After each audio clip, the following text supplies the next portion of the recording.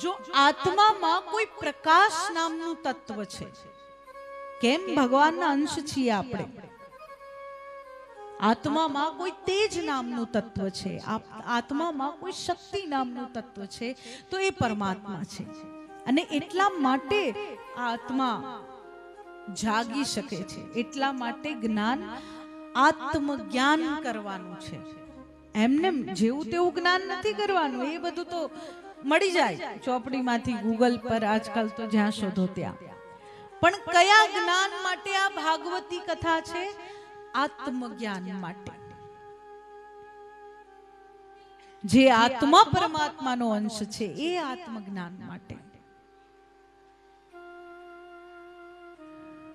પ્રભુને જ્યારે ગજેન્દ્ર પ્રાર્થના કરે કે પ્રભુ હું તો કેવો છું, મૂઢમતી, મંદમતી, મને કઈ આવડતું નથી, સૂંઢમાં કમળ લીધું છે અને ભગવાનને ધરે છે ને પ્રભુ એ કમળનો સ્વીકાર કરે. પરંતુ ગજેન્દ્રનો પણ પ્રશ્ન છે કે પ્રભુ મેં તો મારા ઉદ્ધાર માટે તમને બોલાવ્યા હતા, તમે તો મારા પહેલા ગ્રાહનો ઉદ્ધાર કરી દીધો. સ્વાભાવિક, ભગવાનના હાથે જેનું મૃત્યુ થાય એનો તો ઉદ્ધાર જ થાય. ગજેન્દ્રએ કહ્યું કે પ્રભુ કેમ? ભગવાન કહે કે અરે મારા ભગતના ચરણ પકડીને બેઠો હતો, એટલે ભગત કરતા પહેલા એનો વારો આવે. એટલે ગુરુનો જે એક કોન્સેપ્ટ છે કે કેમ ગુરુ કરવા જોઈએ.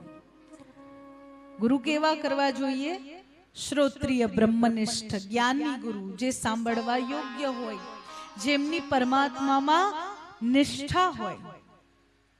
જે જ્ઞાન કેવું આપે છે? આચરણ યુક્ત જ્ઞાન. જે જ્ઞાનને આચરણમાં ઉતાર્યું છે એ જ્ઞાન આપે, એવા ગુરુ કરવા જોઈએ. અને એવા ગુરુની શરણે જો રહીએ, એવા ભગવાનના કોઈ ભક્તના શરણે પણ જો રહીએ, ને આપણે કહીએ કે ચલો ગુરુ ના કર્યા તો કે મીરાબાઈની ભક્તિ ખૂબ ગમી, મનોમન મીરાબાઈને ગુરુ માનો કે તમે જેમ ભગવાનને પ્રેમ કર્યો એવો પ્રેમ અમારો પ્રભુના ચરણોમાં થાય, એવો પ્રેમ અમારો ભગવાન માટે થાય. નરસિંહ મહેતાની ભક્તિ મળી, ગમી, બોલાવે ભગવાન આવી જાય. આપણે બોલાવીએ તો ભગવાનને બીક લાગે આવતા, એ ત્યાં જઈશ તો એમ કહેશે કે જરા આટલું આ અહીંયા છે ને આ એક પ્રોબ્લેમ છે, જરા સોલ્વ કરી આપો ને, અહીંયા એક જરા ઘર બનાવી આપો ને, અહીંયા એક જરા ગાડી લઈ આપો ને. ભગવાન કહેશે હું મારા વૈકુંઠમાં જ બરાબર છું. આવે પ્રભુ આવે ક્યારે? જ્યારે ભક્તિમાં નિષ્કામતા હોય.